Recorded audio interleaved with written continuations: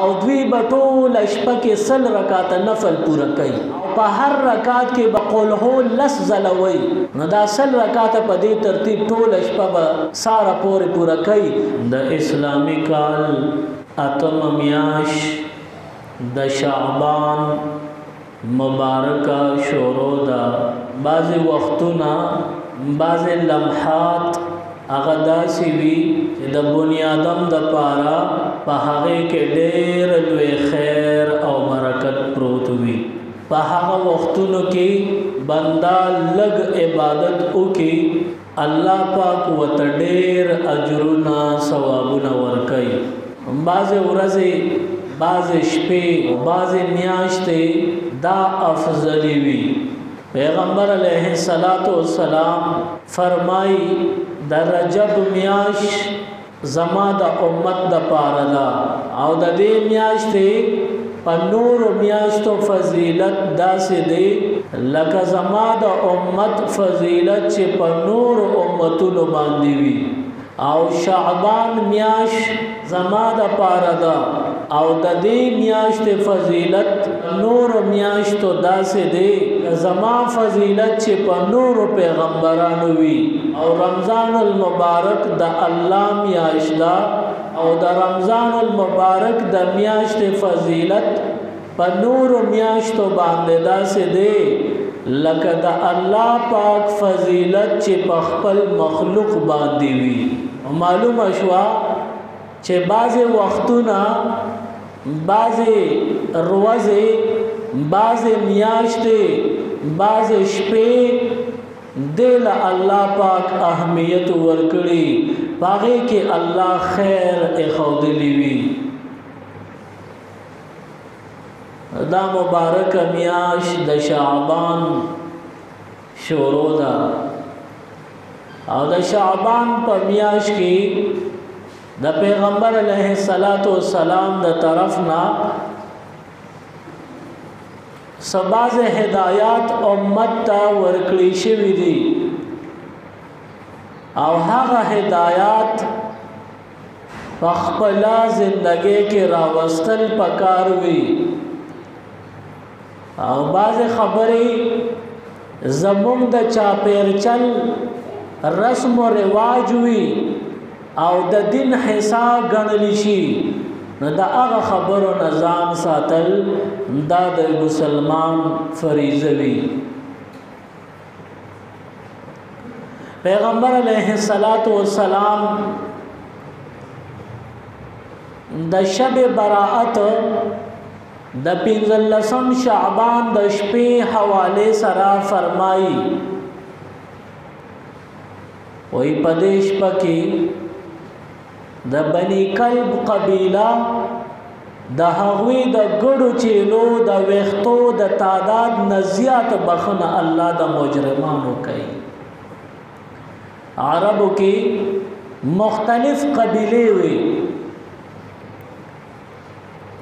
او هغه مختلفو قبیلو کې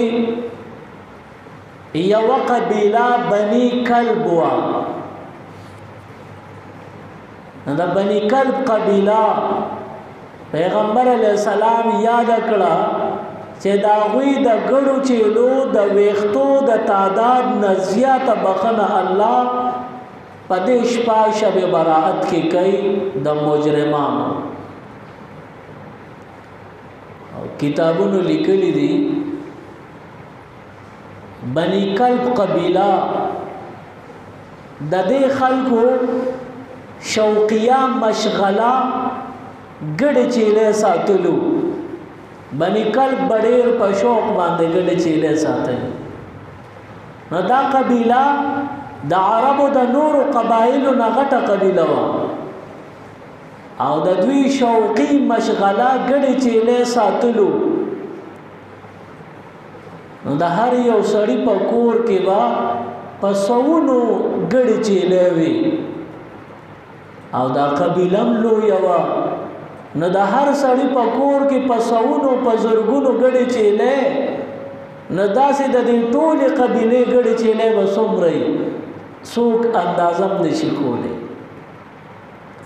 بیا د دې ټولو ګډو چیلو په سرمن باندې چې څومره ویښت دي د هغې ټولو د تعداد نه زیات تعداد سره الله په دې شپه کې د ګناهګارانو بخښنه او مغفرت کوي. دا خو د ټولې قبیلې ګډې چیلې وي.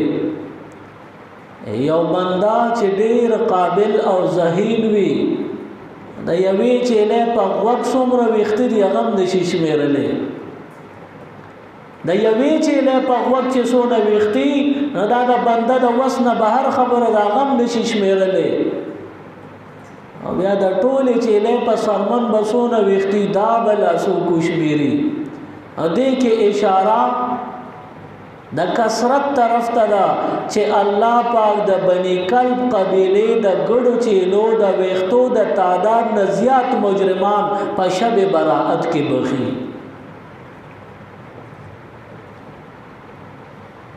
رب العالمین معاف کی. صدیق اکبر رضی اللہ تعالی عنہ فرمائی قم لیلۃ النصف من شعبان، د نصف شعبان پشپا باندې الله ته ویښ پاتې شه، عبادت پکې وکا. فإنه لیلۃ مبارکۃ، زکه چې دا شپه برکت والا ده او پدې کې الله پاک आवाज کوي هل من مستغفر فاغفر له. دا سه سوچتا چې بخنه غواړي چې زه ته بخنه وکم. دا سه څوک مجبور شتا چې د مجبورې د ختمېدو سوالو کې چې زه دعا قبول کړم. دا سه څوک غریب او فقیر او ملنګ او مسکین شتا چې زه ول فقيري ختم کړم. الله پاک دا قسمه आवाज په دغه شپه باندې کوي. څوک زمانہ بخنه غواړي چې زه بخنه وکم، څوک رزق غواړي چې رزق ورکم، څوک د مشکلاتو حل غواړي چې مشکلات حل کم، څوک خپل ضرورت غواړي چې ضرورت ولا پوره کم.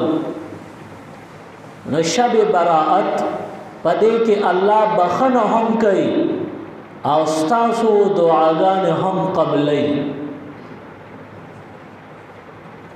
او په شب براءت کې د بنی آدم چې تیر کم ریکارډ وي د تقدیر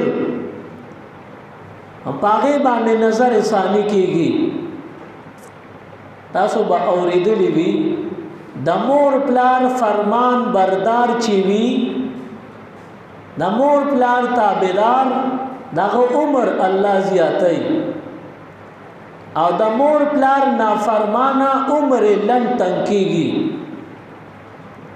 یا یو بنده نیک عمل دین عمر کې برکت ورکي، یا یو بنده بد مزاج دی زناکار دی د عمر مختصر کی راتنګي کی. نو دا ټول خبره کله کیږي؟ دا د 15 شعبان پشپا شب براءت او دیتا د دې تقدیر باندې دوباره نظر کول دیتا لیلۃ الجائزه ویل شي. د جایزه شپه چې تیر کال به کم عملونه کړی دي خدي یا بد نه پدیش پکې پدې باندې نظر ثانیو شي. اوس د دې عملونو مطابق به فیصله کیږي که خدي پکې کړی عمر کې اضافه کبد دې کړی عمر تل راتان کی. او بعضې تقدیر وي چې هغه منسلک وي د سنیک کار سره. یو بنده نیک عمل دی خدای پاک دل عمر کې برکت واچي. نو دا نه چې عمر 100 کالو نو اوس به 200 کال شي او ما 100 کال وي زیاتیږي نه. خو بل بنده چې کم کارونه په 200 کال کې کوي او طالب په 100 کال عمر کې الله دومره برکت واچي چې ته په 100 یا په 50 کال کې هغه ډیر کارونه وکړي شي دې ته برکت ویل شي. مونږ کثرت نه غواړو، برکت غواړو. الله دې مونږ ټول له برکت راکړي. او په دې شپه کې د فرشتو په ذریعہ زمونږ او تاسو د تقدیر خبره فیصله لیکل کیږي او پاره کې رد او بدل کیږي، تبدیلی پکې کولی شي. زکه وتا لیلۃ الجائزه ویل شوی دا. نو پیغمبر علیہ السلام او فرمایل او زما خواهش دی چې په کوم شپه باندې زما د عمر فیصله لیکل کېږي چې په دغه شپه زه په عبادت کې مشغول شم. زما خواهش دی چې په کوم شپه زما د عمر فیصله لیکل کېږي چې په دې شپه کې زه الله ته په عبادت کې مشغول مصروف یم. او په کوم شپه چې زما د عمر فیصله کېږي د دې شپې په سبا زما خواهش دی چې زه په حالت د روزه کې یم چې زما روزه وي.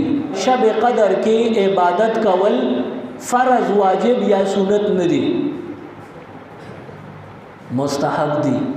مستحب دا مطلب مستحب دی ته وی چې یو کار د نیکۍ دی وکړو ثواب او کدی اونکو عذاب در للیشتا. نو په شب براءت کې عبادت کول دا ډیر د ثواب خبره ده، خو فرض واجب او سنت نه دي، درجه د مستحب ده.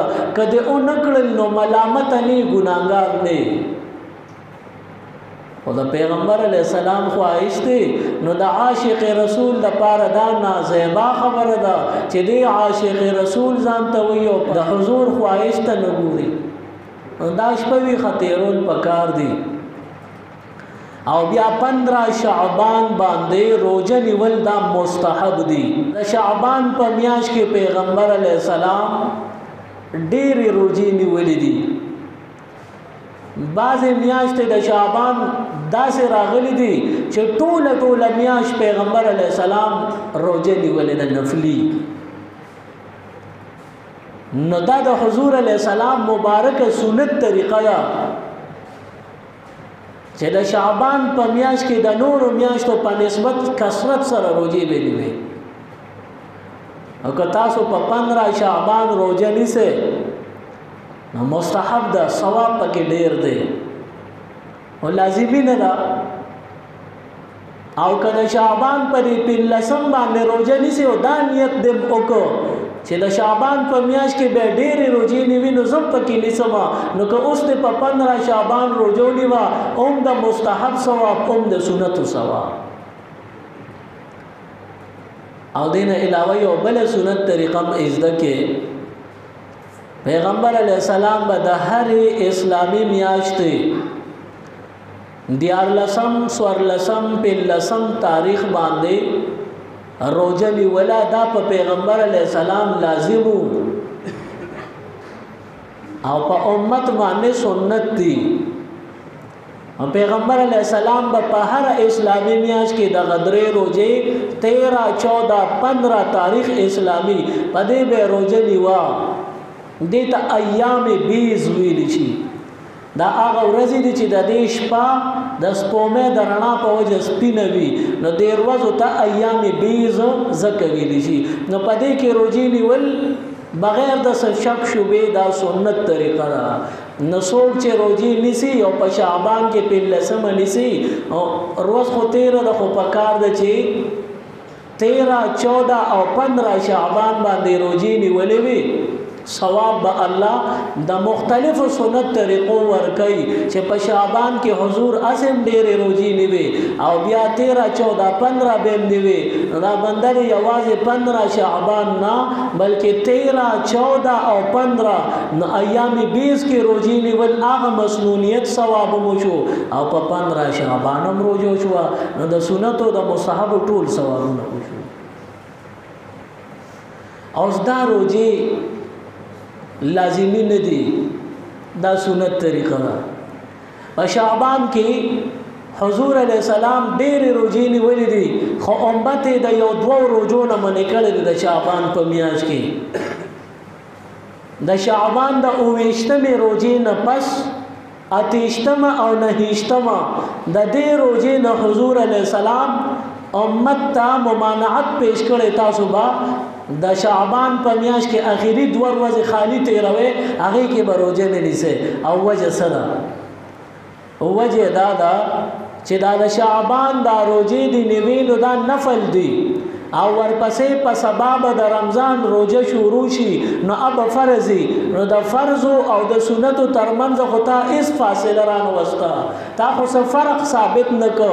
لہذا ته په شعبان کې اخیری 2 روزې خوراک کوه روزه پکې منیسا.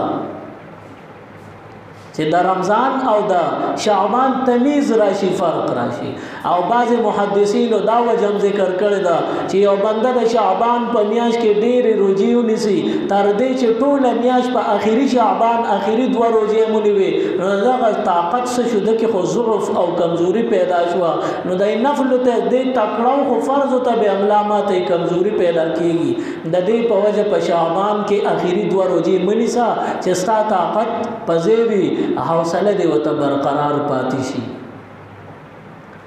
بهر حال د 15 شعبان دروازه فضیلت حضور علیہ السلام یا صحابه کرامو ذکر کړی دی او 15 شعبان بکلوي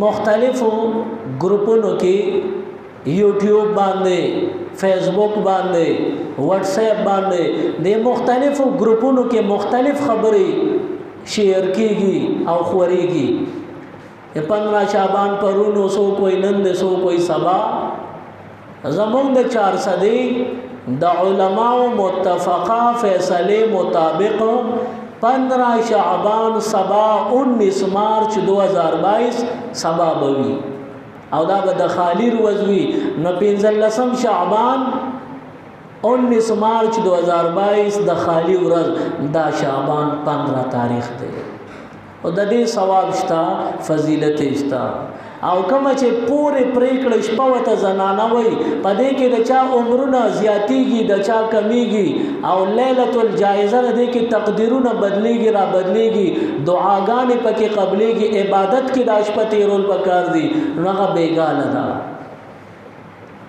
شب براءت بیګاله بوي نن د جمعې ورځ ما خام نفس تر سبا د سحر اذانونو پورې دا ټول شپه دا شب براءت پدې کې چې د لږ عبادت مو کو ډیر ثواب به ته ملو شي او د الله نه د سوغ او غستل نو ټک پټک به ته ملاويږي او شرط پکې دار چې په اخلاص او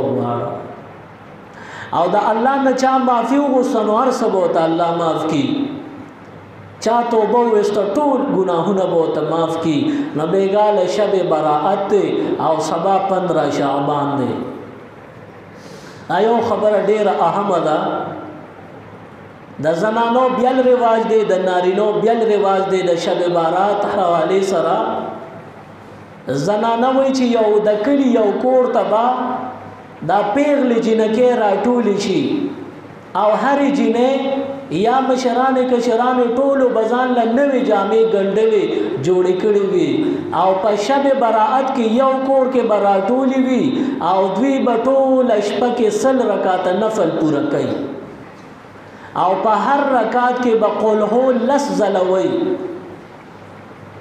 نو دا 100 رکعات په دې ترتیب ټول شپه سارا پورا کوي نو دا د اسلامي احکام خلاف او پدې کې ثواب نه پدې کې به عذاب ملاويږي څوک چې پدې شپه عبادتو کې نو ثواب به ملو شي دغه باز بدنصیب پدې شپه کې عبادتو کې او د عذاب مستحق شي لہذا پدې شپه کې اسم ندي وارد شوی صرف په خپل انفرادي عبادت وارد دي چې په خپل عبادت او کو ځان تم دو کو عالم تم دو کا نور زیاتی جمع جرګه جوړول پکې نشتا دا د خزو رواج دی دغه د اسلام خلاف او ګناه ده او د سړو رواج دا دی بعض علاقو کې اوس هم دا کیږي او سویم روز د مسلسل ماتم ټلیفونونه کیږي د هر طرف نه چی وي نو بعض علاقو داسې خلک چې هغه زیاده رواجی نو یو تاسو پکې پرون چا په ټلیفون دا کو وي زمونږ د کلی دا دستور دی چې شب براءت کې د ټول کلی خلک راشي